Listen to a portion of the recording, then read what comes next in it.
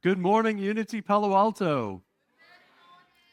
We are in the second week of a four-part series on the 7 keys to spiritual abundance.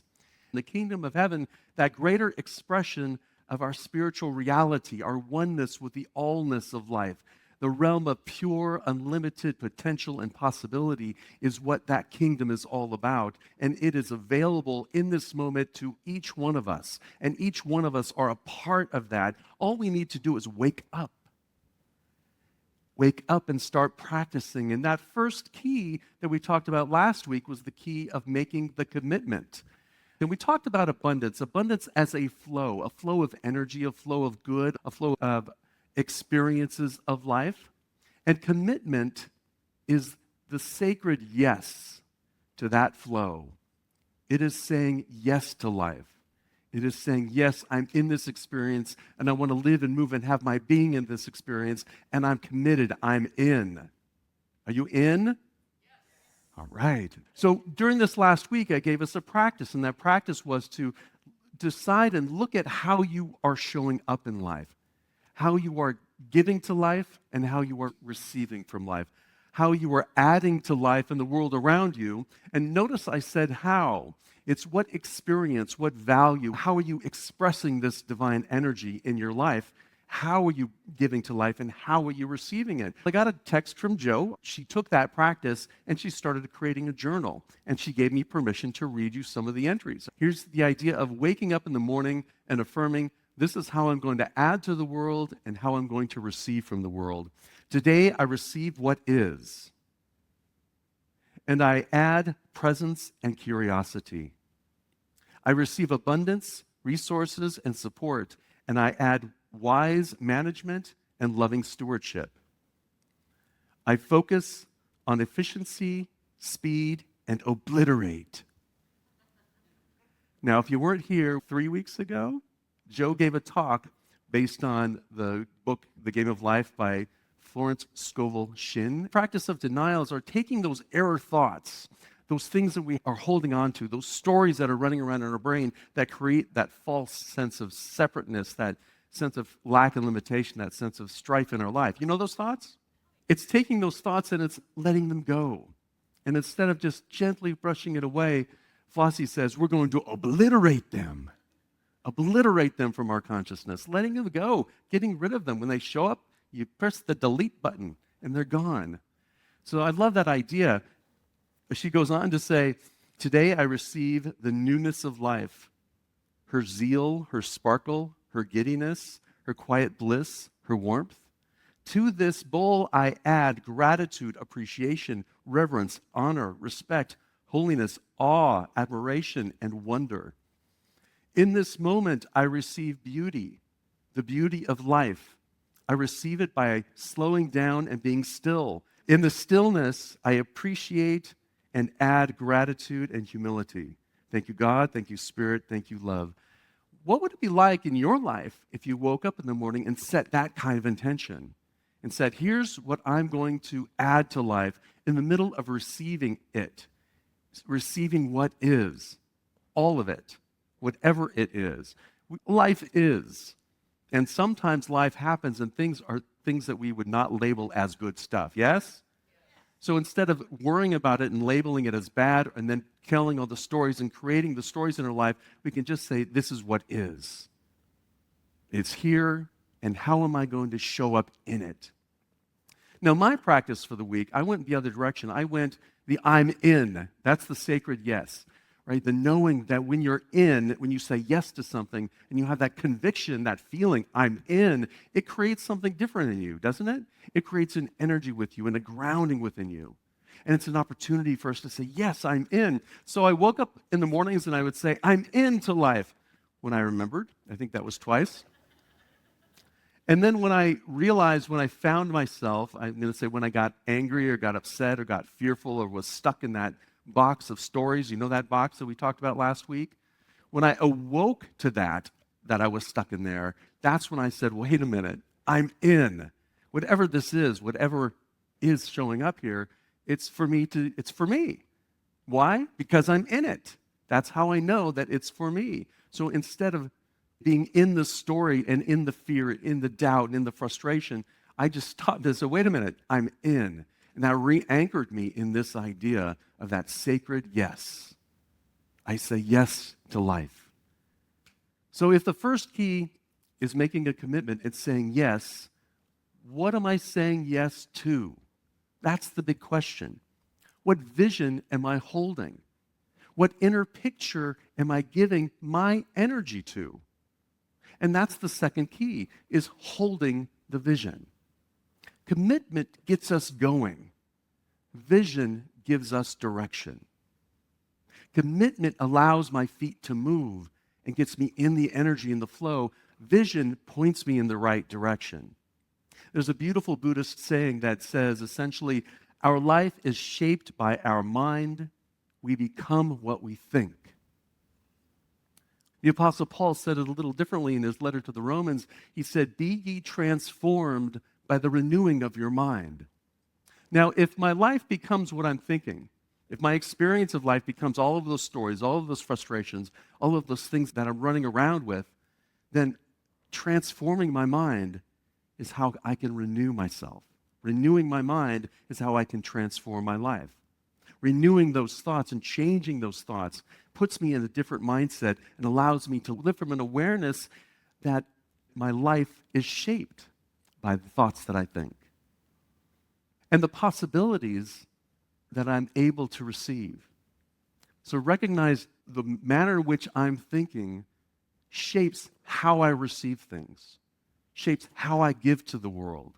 And so with our mind shaping our experience, it's important for us to remember and to develop a greater understanding of ourselves, a greater understanding of this idea of divine mind, of being an expression, allowing that divine spark to flow through me. It's important for us to develop a deeper awareness of who we are and who we've come here to be. And it's important for us to remember to live life more intentionally, more consciously, to get up and write your journal. I'm going to call it Joe's Journal. Trademark. To get your own Joe's Journal and wake up in the morning and say, here's how I'm going to give to life, what I'm going to add to life, and here's how I'm going to receive it, whatever it is. Last week we talked about living in a box. Do you remember that? That box is those four walls that we construct with our thoughts. They're based on our stories, our old routines, our fears, our assumptions, our habits, and we get stuck in the box and we're running around in circles. And on the side of the wall are all of our stories. And each time we come around, it's like, oh, there's my story again. And so we're stuck in this loop.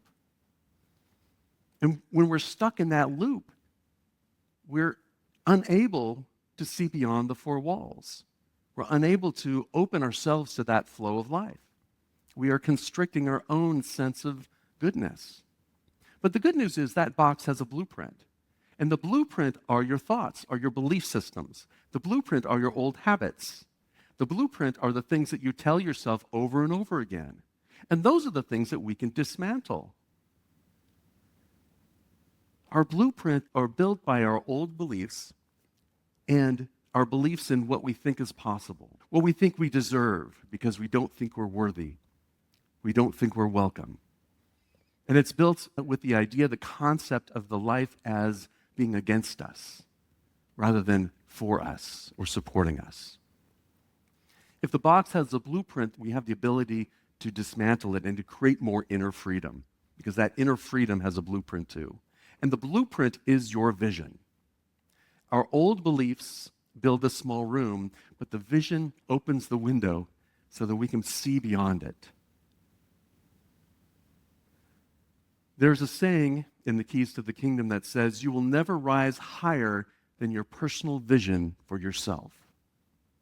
You will never rise higher than what you think you're worthy of, than what you really believe you're capable of. You may create all of the vision boards and your goals and write them down, but if you don't really believe in them, you're never going to accomplish them. Think about an area in your life that you want to transform. There are 5 different areas that we tend to work with. There's our health, our finances, our relationships. There's our career and creative expression, and there's our spiritual and personal growth. So in those 5 areas, pick one of those or some area in your life that you have been wanting to transform. There's been something in you saying, I want to experience and express something different.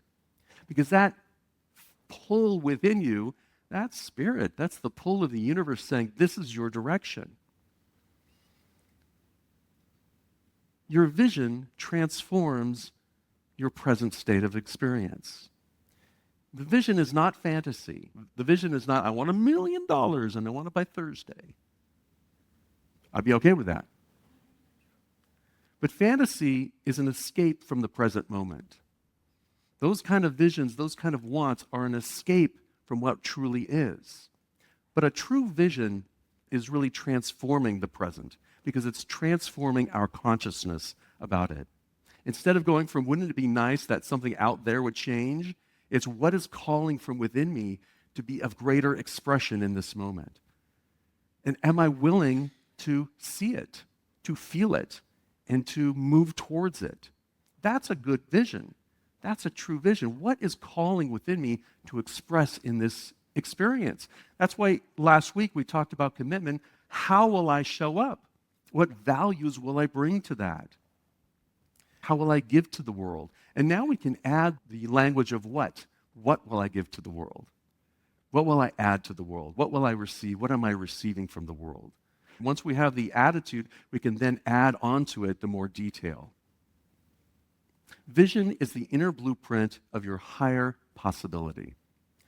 Think about it like this. There's a light shining, and you can see to the edge of the light, yes? When you get to that edge where you can see greater distances. When we get to the edge of what we can see for ourselves, new possibilities, new opportunities will open up for us. So what's next in your life? What's your next highest possibility? Think about how you will add to life so that you can break out of that box. Think about what you will add to life and give to life so you can create a greater and greater vision and have something, a place to move forward to. Have that edge of your horizon to move forward to. Renew your mind with a greater experience and expression of your own spiritual nature. Praying for a new life while rehearsing an older version. We have our visions and we read it, and then we go back to our old version. We go back to the box. The whole idea is take that vision with you, take that intention with you, and every moment of the day, every aspect of life, you can apply it to life. And you can move forward a little bit more. You can bring that sense of joy and appreciation. You can bring that sense of bliss and courage. So in those areas of health, finance, relationship, career and self-expression, spiritual and personal growth, health, energy, endurance, strength, clear mind, focused self, finances, security, a greater sense of impact that I can give to the world, freedom, flexibility, wisdom, relationships, open-hearted, healthy self-candor, cooperation, positive, forward focus. What would life be like if you led your life from that vision? What would it be like today if you left today and said, okay, I'm going to practice, take one of those things, and I'm going to focus on what it would be like to have more impact in the world? And then how can I give of that impact? How can I give of my time, my talent, my treasure to create a greater sense of impact in the world? Going from that sense of fantasy to a true vision is going from a consciousness of conflict to peace. If peace is my focus, is my vision, how much conflict am I expressing and experiencing the rest of the day? If prosperity is my vision, how much lack am I experiencing in my thoughts, my words, and my actions? If having a loving relationship, how much disappointment am I focused on? How much resentment am I focused on? You see, we have our vision, but if our experience of life is really 90% of the time all of these other things, then that's what we're going to create more of in our life. So what vision are you really holding? The vision we rehearse becomes the life that we recognize. The vision we rehearse becomes that experience of life. and we're stuck in that box again. So when we start rehearsing a greater vision for ourselves, we can break out of the box. And it's not always clear. I can see to the end of the horizon, but if I take one step towards that, one step at a time, one moment at a time, I'm moving in that direction. I'm out of my box. Be ye transformed by the renewing of your mind. And that brings us to the third key. Build new awareness. To get out of that box, we have to look at our life and look at our thoughts and look at our words and look at our habits and our actions and make a choice to shift. Make a choice to build a new awareness of who I've come here to be in this situation. A new awareness of how I'm going to express my higher self in that situation. Our limiting beliefs are not a moral breakdown. Our limiting beliefs are our human experience. They are old conclusions formed in childhood, formed in disappointment, formed in a sense of survival, it's formed in grief, formed in times of actual scarcity, formed in times of fear. And at some point, they may even have helped us feel safe. Those old thoughts and those old beliefs. But once that becomes our mindset, then that's all we can experience in life. That which once protected us may now be constricting us. A limiting belief is not the truth. It's simply a practiced thought. It's a thought that we've been practicing over and over again, and we're really good at it because we're having a human experience. So let's start to shift out of those limiting thoughts. Yes? So our practice this week is to continue with Joe's journal. Ding. Continue looking to see how you can add to life. How will you add to life? What values will you bring? And then what will you add to life? What will you give of your time, your talent, and your treasure? What will give of your time towards your own personal spiritual growth? Now, there's a practice that's an Old Testament practice that's called a tithing. It's a 10% amount. And so you tithe 10% of your time, 10% of your talent, 10% of your treasure. Your time is that which you are dedicating to your own personal growth. 10% is 90 minutes a day. Every aspect of life during the day, when you are focused on your higher good, when you're focused on this intention, when you're focused on shifting your thoughts into something more productive, every time you let go, you obliterate those thoughts of negativity, those thoughts of lack and limitation, and reaffirm your oneness with the allness of life. That's spiritual practice, yes? 10% of your talent is 4 hours a week. Giving your time and your talent to an organization that you want to uplift. Giving of your time and your talent to something that you want to see thrive. 10% of your treasure is giving to that which you want to see lifted up, which you want to see thrive. Giving to that place which you are spiritually fed. Giving to that place which you want to help grow. Why 10%? It's enough for us to get to the edge of our comfort zone, yeah? How many are comfortable with 90 minutes a day for your own spiritual growth and practice? Oh, you guys get the gold star. We have 4 people. So if 10% is easy, just turn yours up to 11. Yeah, when you need a little more energy, a little more sound in there, ours goes up to 11. Turn it up just a little bit more until you get to that edge of your comfort zone. When you stretch your comfort zone, you create a greater flow, a greater opportunity for your good to flow to you. You create a greater channel for your good to flow to you. That's part number 1. Part number 2, pick one area of your life. Your health, finances, relationships, career, creative expression, spiritual and personal growth. Pick one area, just one for this next 7 days, and write a vision for what you want to experience. How do you want to feel and experience that vision? Pick one thing that you will look at through this whole week, and then each day do one thing that will bring you a little bit closer to that vision. Pick one thing that will allow you to put on that experience of vitality and strength and wholeness. And each day do one thing to move yourself closer and having a greater experience of your vision for yourself. And then add that to your Joe's journal. Are you in? Yes. All right. Feel that energy. Feel that sense of, yes, I'm in. And give that gift to yourself. When you wake up in the morning, I'm in on life. I'm in on what's happening after the service. I'm in on taking a walk and seeing the beauty. I'm in and really be in it. Yes? Let's move to our affirmation, Ethan. I'm going to read our affirmation. We're going to do one line at a time, call and response. I'm open with the infinite flow of source. I obliterate worn out beliefs. My mind is renewed in divine intelligence.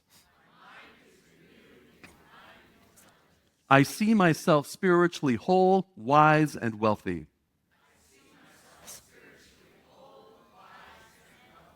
And so it is.